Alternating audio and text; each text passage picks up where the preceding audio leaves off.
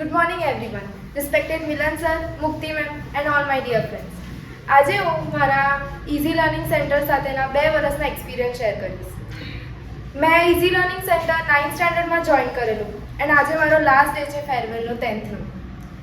9th સ્ટાન્ડર્ડમાં મેં lazy હતી, મારું વર્ક પેન્ડિંગ હતું, મને કંઈ કરવું નહીં હતું ને મારું નામ બોર્ડ પર ઓલવેઝ ચમકતું હતું. કાઢવાનું બહુ ટ્રાય કર્યું બટ છેલ્લે સુધી મારું નામ બોર્ડ પર હતું જ.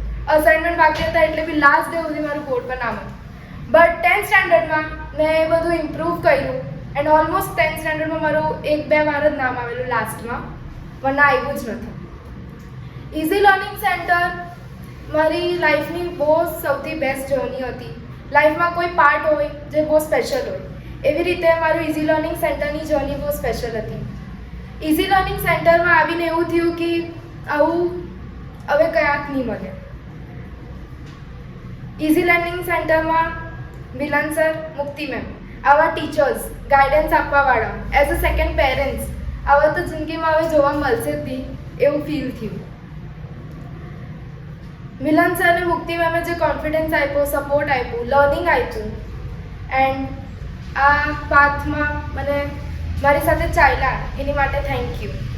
ઇઝી લર્નિંગ સેન્ટરને મેં બહુ જ મિસ કરીશ. Thank you so much.